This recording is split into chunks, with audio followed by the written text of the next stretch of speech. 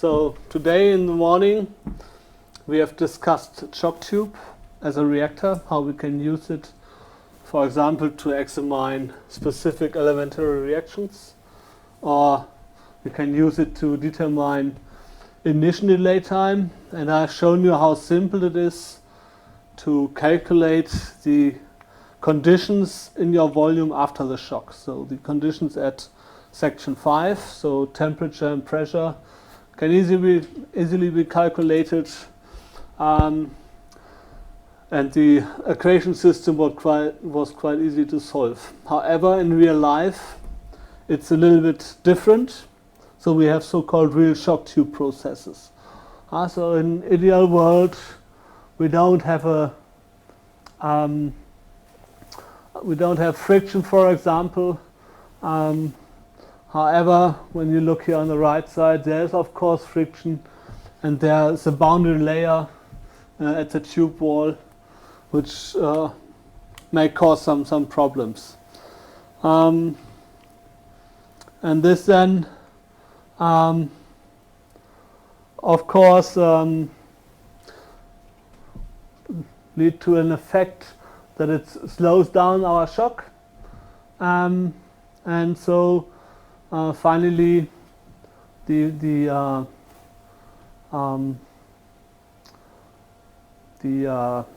shock wave is at a specific position at a different time, and what is more critical, the real pressure we will yield is lower than the pressure we would expect in an ideal case. So this is also shock delay and decrease of temperature pressure. So what we can do is, of course, we have discussed it in the morning. In combustion, typical shock tubes have a large diameter. This is due to the fact that we want to minimize the effect of cross-sectional constriction due to the boundary layer. We would like to have a low impact pressure and high filling pressure, as impact delay is proportional to the square root of Mach number over pressure. So heating of the pipe necessary for high T5 conditions. And finally, we have to optimize the opening of the diaphragm behavior. So it's not only the movement in one direction, of course, this reflected shock we have interacts also with the boundary layer. And so you can see here our reflected shock, or maybe you can see it here. So there is no longer a strict line perpendicular to our tube wall. Of course, here in the upper area you can see a bending here. So our reflected shock interacts with our boundary layer, and then of course we will have an area which is first of all not homogeneous, and we can even see it in the pressure region. So it influences, of course, also our pressure signal.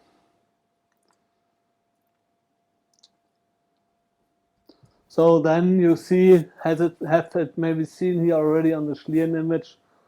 So we have a curvature on our shock, not the accepted straight line we see here. And we have heat losses to the wall, of course to the tube, but also to the end wall, which has to be considered. So now, of course, everything changes our T5 we want to get at the end. Then our gas is not an ideal gas. An ideal gas, we would see perfect impact, and we would have only transitory and rotational movement. But in real life, we also have vibrational movement of the molecules. And this is an additional degree of freedom, which of course then led us to the effect that our heat capacity here is no longer constant. So then we have repulsion and attraction of the molecule. So like this classical Lennard-Jones potential, there is a reflection of the molecule when they come in contact to each other, or in repulsion. So this also, of course, has to be considered if we consider real gas conditions. So to summarize it, so for a caloric real gas, so we don't have a constant Cp value, and if we would consider thermal real gas, we have to include a real gas factor in our thermal equation of state. So we no longer have an ideal gas here. So on the influence you can see here for P5 over P1 or T5 over T1. So the yellow lines or symbols represent the ideal case. In pressure, the difference look maybe not so different, but you can see here in temperature, the higher the Mach number, the larger the deviation. And this, of course, means we don't know our T5 if we do not take into account these effects. Ideal case is constant conditions without flow behind the reflected shock wave. And states can be determined from the initial condition, as we have discussed it in the morning. But in reality, the shock retards due to the boundary layer growth, and we don't have a non-ideal membrane opening or diaphragma opening. So the states can no longer be calculated from the initial conditions, and states change with time, even during our observation time. And pressure and impact velocity can be measured.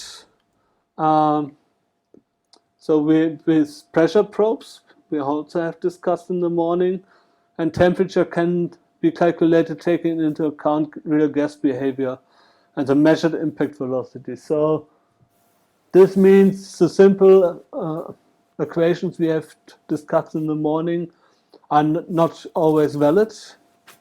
However, we can correct it if we use proper equipment, proper calculation methods. But I don't have any examples here. I would now switch to the rapid compression machine. This is mainly for low temperature auto-ignition and pollutant characterization, or auto-ignition and reaction, elementary reaction characterization. So there are, of course, different ones. So this one is, I think, similar to the one at PTB. So the typical temperature range is 550 K to 1100 K. So there's, of course, an overlap with the shock tube. And the pressure range is 10 to 100 bar end pressure. So after end of compression. So, and the idea is we have a pneumatic driving chamber, and we have a hydraulic braking chamber. I will show it in the next slide in detail.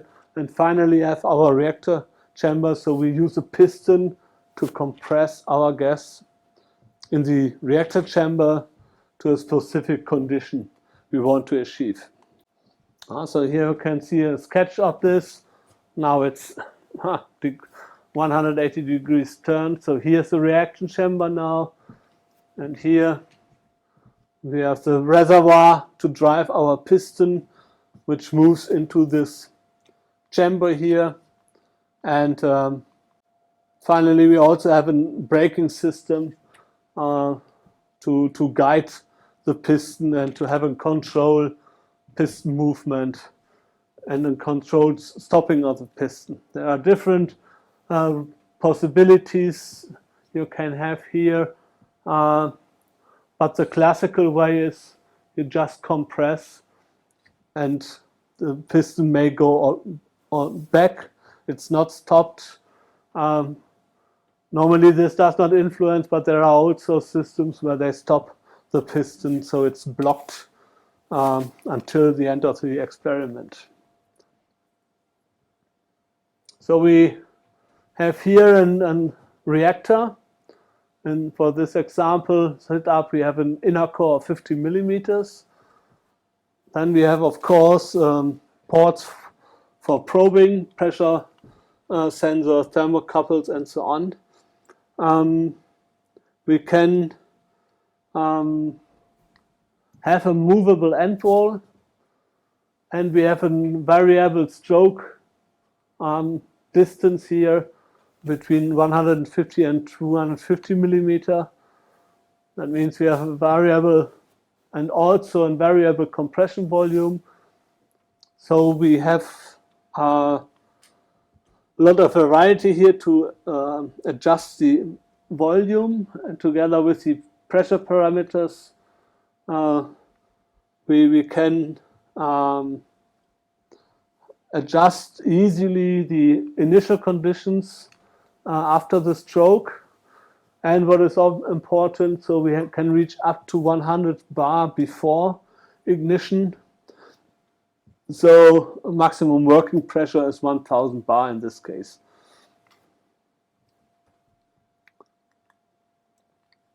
So the brake system, okay, the main function here, we don't have to discuss all the details, but is to control the piston speed and the braking, so that you have a controlled and repeatable compression system for this purpose. The piston drive system, there are also different realizations you can find in literature. But here, okay, we have maximum working pressure of 50 bar and a pressure vessel of 100 liter. So after opening the valve, the pressure expands and moves the piston into our probe system. Oops, unfortunately, this is in German. So we have here a guided piston, which is the classical configuration, and here we have something, I call it a free piston, which is the normal, the modern realization. So first of all, we have to control the experiment, and we have to apply for a very short time our force to reach a short compression phase, so as short as possible, to avoid preheating or so. But of course, this has to be stopped at a given time, and it should be stopped in a way that there is no vibration or so. So that's also then requirement for the braking system. So again, it's not so easy as described until now. So of course we have heat conduction. So we have a much slower process concerning the compression phase compared to the shock tube. And we reach also lower temperatures. So we have a longer observation time. So if we have a fixed piston here, our volume does not change anymore. So everything has started and we can observe it, but however, after several milliseconds, some negative effects can be observed. So for example, heat conduction. So during the compression phase, there are heat losses, and of course after the compression. So one way to compensate it is also to have a large volume which you heat up with the compression so that these heat conduction effects are as small as possible. That's one possibility. Then you have friction vortices conditions. So here in this region, you always see something like a shear layer. So the piston is moving down, is compressing the air, and here at these edges, there is a force flow, which can be seen in experiments, which then, of course, has some influence. So here you can see an outcome of this. First of all, you don't have a homogeneous temperature field anymore, and you have induced vortices. So you have a flow field here, which can be measured too. And this, of course, shows that we don't have a homogeneous mixture here, a quiescent homogeneous mixture at the end. Quiescent is not so important, but it should be homogeneous. You see here the temperature and so on. It's not a homogeneous volume.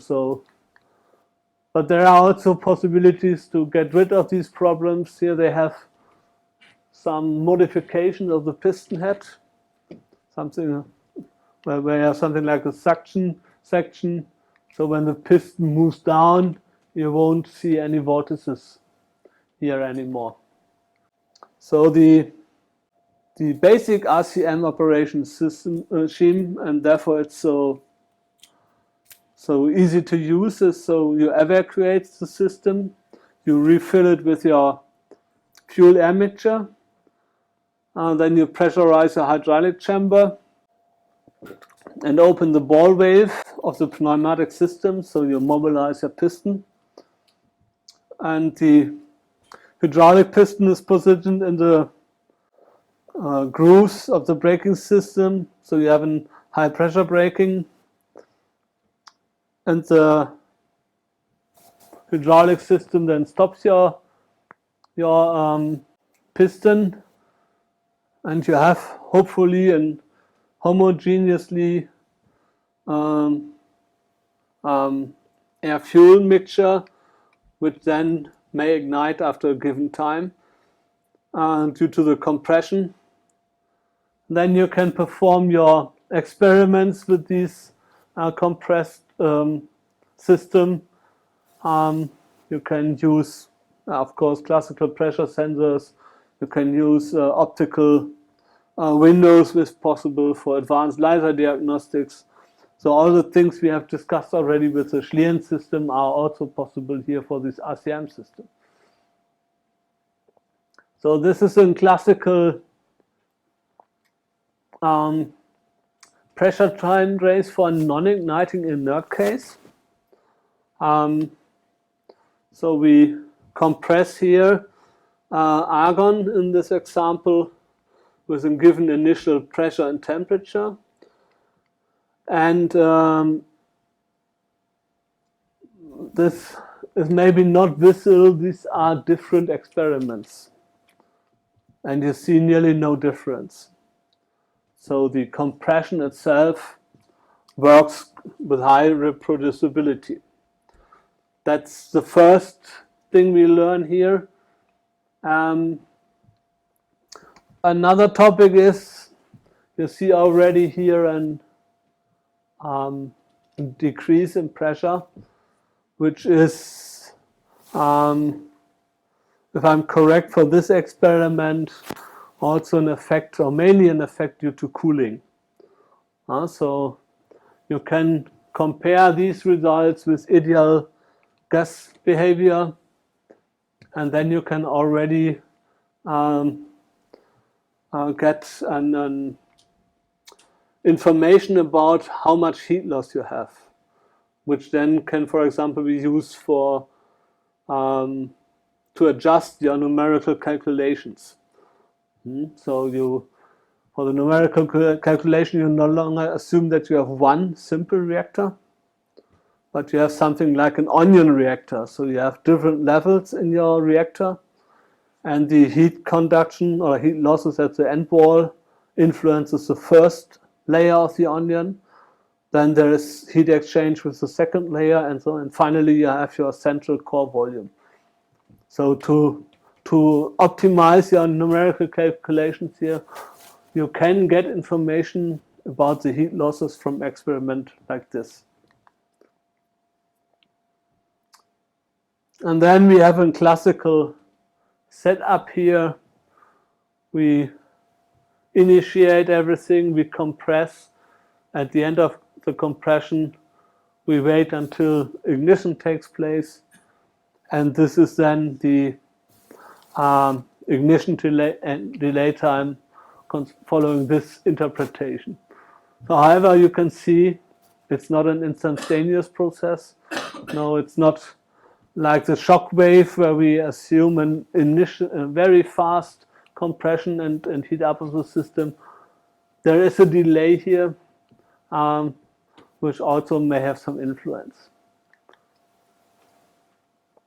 So, but again, you see here, I think 3 different experiments, ignition of butyl format here in oxygen and argon, very high reproducibility. So even though there are of course some disadvantages of this experimental setup, it works properly for a lot of applications. So we can measure pressure here, for example, and with this we can of course then calculate the temperature profile. I'm not sure if it's possible with Cantera, but they use here Chemkin, so it should be then of course possible. But as written here, there are also groups who are performing laser experiments to measure directly the temperature in the test vessel.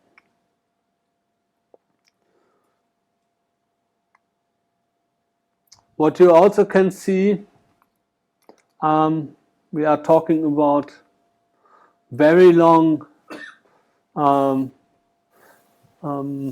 ignition delay times here. You remember for the shock tube we are talking about a few milliseconds. And here we also have an ignition delay time around 20 milliseconds. So of course normally we have lower temperatures, it will take longer, but that's the advantage of an RCM. We can go to these lower temperatures. And what can be seen, for example, here is a difference between single stage and two-stage ignition. So this is what we have discussed always until now. We compress, chemistry starts to react, and finally it decides, do we have ignition, yes or no. But of course we also can see here's something like a so-called two-stage ignition.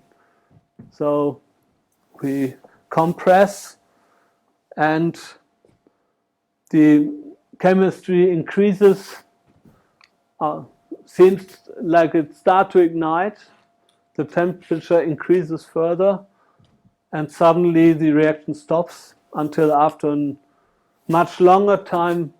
In this example, the ignition finally takes place.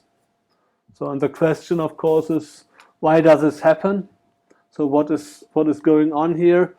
So, this is again one example for this negative temperature coefficient we have discussed today. So, first of all, we heat up, the reaction takes place and starts to ignite, further heating up our system. But we are in a range of the negative temperature coefficient, so the chemistry slows down with increase in temperature. So seems so not everything is igniting, and then it takes some time before the reaction starts. So we have seen shock tube and RCM. today, and we can separate them. So pressure before ignition in shock tubes, usually we stay quite below 100 bar, and we have a temperature range 800 or 700 to 2000 K. RCM, we have lower temperatures and pressures up to 100 bar. But what is more important is the measuring time. Here we talk to 1 millisecond up to 10, 1 microsecond up to 10 milliseconds, and in RCM we have much longer observation times. We have to consider here the shock delay and the rear gas behavior, which I have shown you at the beginning of this session here. In case of an RCM, we have vortex formation, heat losses due to cooling, and also rear gas behavior. The advantage here is we can approximate it at an ideal compression, and we can approximate that there's no flow behind the reflected shock. And if this is not the case, we have tools to compensate for this or to incorporate this. Here we have, first of all, low measuring time, but for me, much more important, we have a low testing complexity. So when we have a proper test stand, this can be automized. So we can prepare our mixture or program our mixture preparation properly. So this test can be run overnight without any additional support. So you can have ignition after ignition, and do your probing, test sampling, whatever you want. And it's quite fast, so of course it depends on the cooling time of your reaction system. So you should not heat up slowly with subsequent explosions inside your RCM, this system. But if you know this and take care of this, you can perform a lot of experiments in a short time. If you look at the shock tube, you have a large volume, expensive, we have discussed it in the morning, and you always have to replace the diaphragm. So maybe when you are fast, we'll talk about 30 minutes per experiment, something like this. So instead of hundreds of experiments per day, so a typical student may make up to 20 experiments per day. So statistics is quite low here, and it's of course very complex to handle this. But here, of course, we have a very slow compression phase, and so of course pre-reactions may occur, which always have then to be discussed when you compare your experimental results with the numerical results. The advantages, we have an overlap. You have seen it when I explained the temperature range. And what is really impressive here, the open symbols, shock tube, the colored symbols, RCM. So very, very sufficient agreement between the two experiments. So if you have the possibility, it's always nice to have both systems in your lab, so you can again also double check your results of one of the apparatus with the other, which always is helpful. Double checking, as I said yesterday already, is always important. So again today there is no much need anymore for hydrocarbons, but for this modern renewable fuels like biofuels. And here ethanol as a simple alcohol, butyl formate. Also here the In this example, the overlap is quite good. And here we have RCM at lower temperature, shock tube at higher temperatures. And we see a simple Arrhenius behavior here for the ignition delay time of typical ethanol. So all the tools we have developed to examine classical fuels can also be used, of course, for modern newer fuels. What we also can do is, of course, a quantification. So we have here an example. RCM is coupled to two gas chromatographs. So we suck out some gas with the sampling system and examine then the mixture composition of the gas at a specific time. So here we have two columns, or you can even use more columns when you want. One for the smaller hydrocarbons, another one for the larger hydrocarbons. And this here, okay, we have a classical GC coupled with a flame ionization detector. So we have very, very precise measurement of the amount of the different hydrocarbons here. So we have several requirements here. We have to minimize the effect of the roll-up vortex, and we have to be sure that we have an adiabatic core. So we have a thermodynamically well-defined homogeneous mixture with a constant volume, constant mass chamber at the end of the compression. We have a fast compression and, okay, at our given typical temperature range. The piston has to be vibration-free during stopping. The charge temperature is often varied using heating systems up to 200 degrees Celsius before ignition, for example. Okay, we need optical accessibility, gas inlet pressure management devices, and so on, or sampling apparatus for species measurements. So what is the problem here? So we have seen this real behavior of the RCM. So we have complicated aerodynamic and heat loss effects, and that's the funny thing.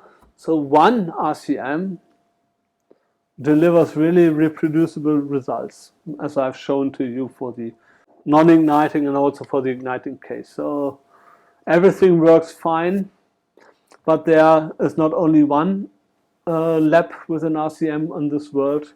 There are different RCMs in different labs, and they show quite different results. So it's of course a hint that you have to examine the outcome of your results with your specific RCM carefully. Not like with the shock tube T5, I can easily calculate, and P5, so I know everything. Here we have much more problems with this heat loss effects. Then this roll-up vortex I have shown you on a picture creates, as we have explained, so temperature inhomogeneity, which then of course influences the ignition delay time. There are different settings to handle the stopping of the piston. So as I've said, there are different realizations of RCMs in different labs, and one possibility is, for example, to really hard stop the piston so it's don't move anymore. And the other realization is this hydraulic brake system. So then it will move after a given time. Hopefully it doesn't influence your outcome. So if you both of these braking or stopping systems, of course, has some influence. So you always have a force acting here, which may include induced vibrations. And then you have to take care, for example, to have a proper pressure sensor. So some of the pressure sensors are very sensitive concerning vibrations. So the classical piezoelectrical pressure sensors measure a force and concerning the force, they have to produce some electrons, some charge, and of course, if you take not care of this and have not the correct pressure sensor here, these vibrations also lead to an impact on this pressure sensor, creating additional charge. So this is then, of course, of importance because you measure an additional force which influences your pressure signal and resulting then in not correct temperatures. So then, of course, if we finally realize that we have deviations from our ideal adiabatic core, it's not easy to determine the temperature in the reaction chamber. And as I said, there are already simple numerical tools to take care of this. But nevertheless, this is always something you have to consider. You don't have a perfect system, at all conditions at least. And therefore, you always have to take care. Are you still in the correct region or not? Or do you have to take additional measures to get or to handle this? So, most of these problems can be handled if you take care of it. And I said you can use even simple 0D calculations using so-called multi-zone models, like this onion model. You have different layers, so you have different multi-zone or different reactors interacting with each other. So you can take care of it if you measure, for example, the heat loss before you start your real ignition experiments. And okay, here maybe my colleague was a little bit optimistic. The perfect way was to have a numerical tool to use a complex 3D CFD calculation to examine the heat losses, the vortexes, and so on with your setup. So that's it for the afternoon session. Do you have any question concerning RCM or real gas problems in shock tubes?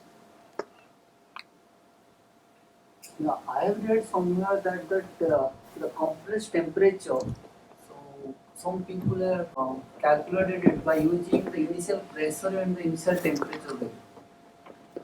That compressed temperature. Yeah. So what they are doing is they are just putting the initial pressure plus initial temperature, and both of the terms are multiplied with the gamma value.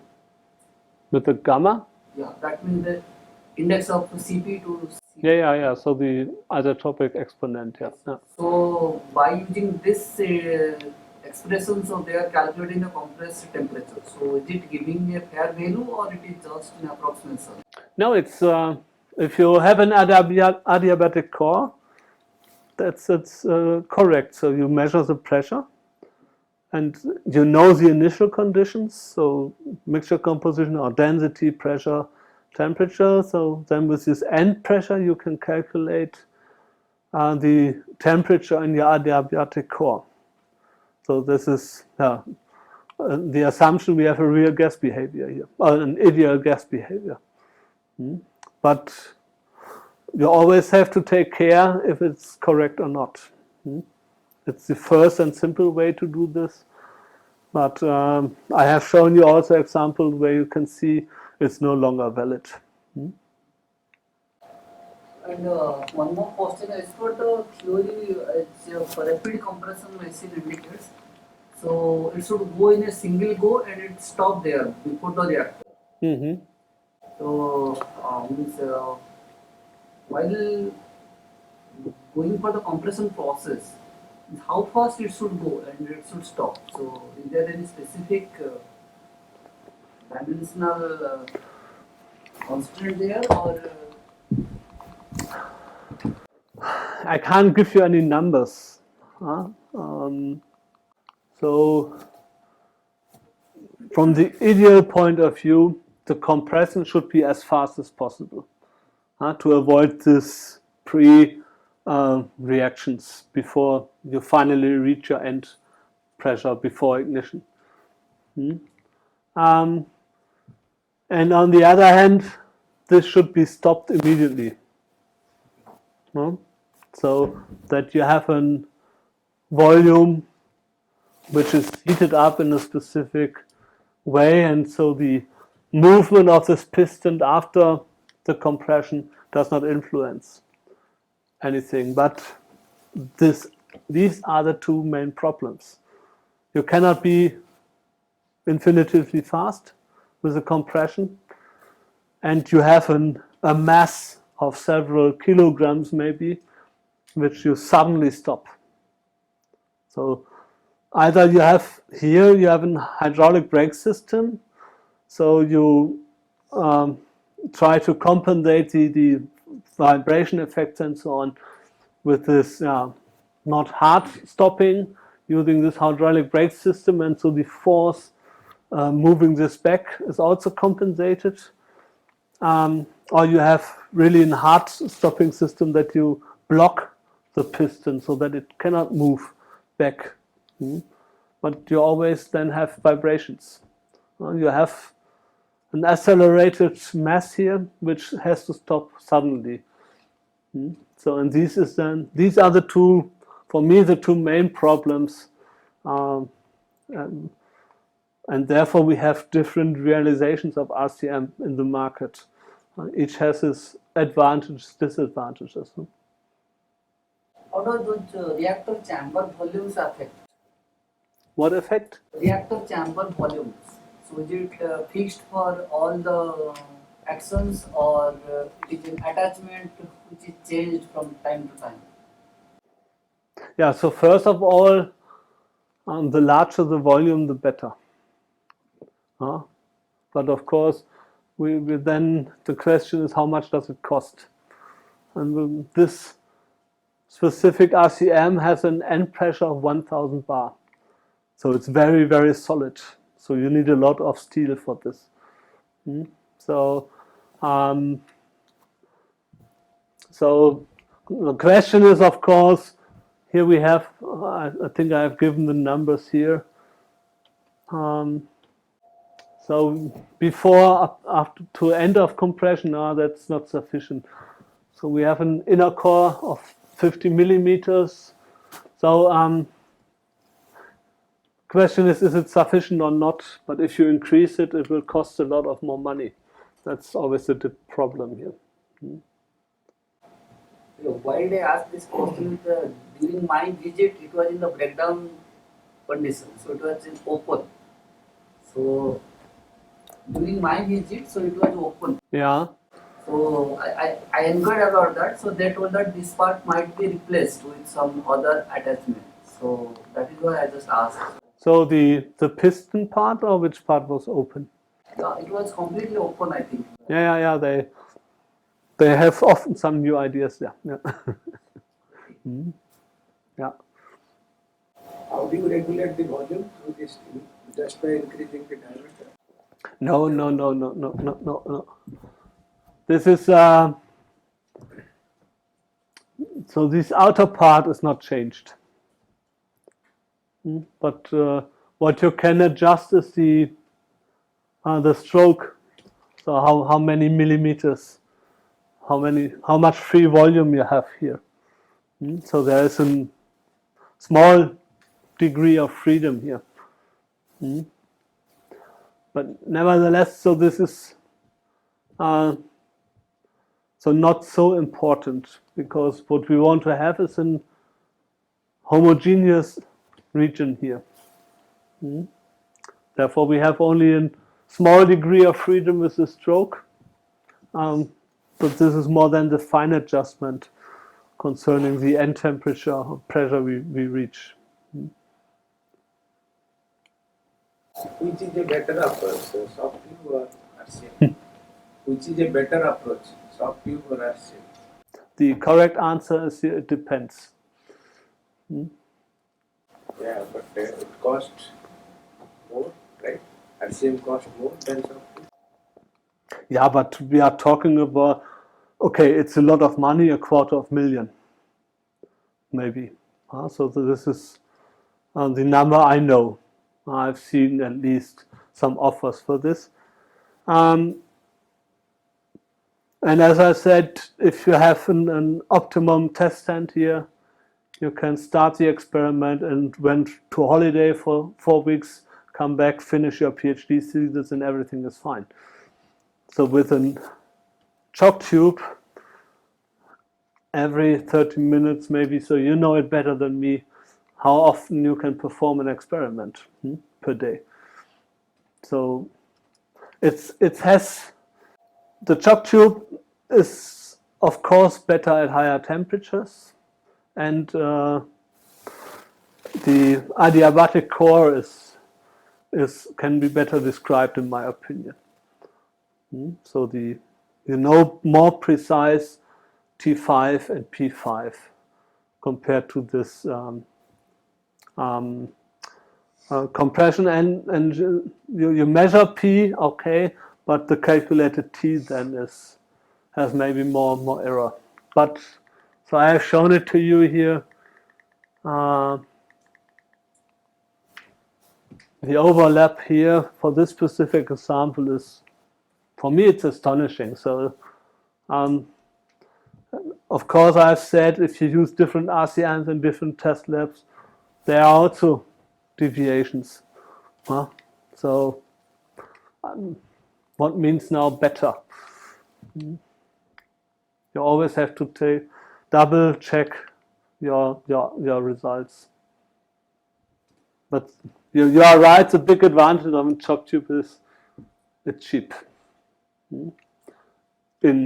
To buy it, but then to use it. But in both the cases, the temperature calculation is from pressure, right? Pardon? Temperature calculation, T5. Yeah. We evaluate with the pressure jump or pressure calculation. Yeah. In both the cases.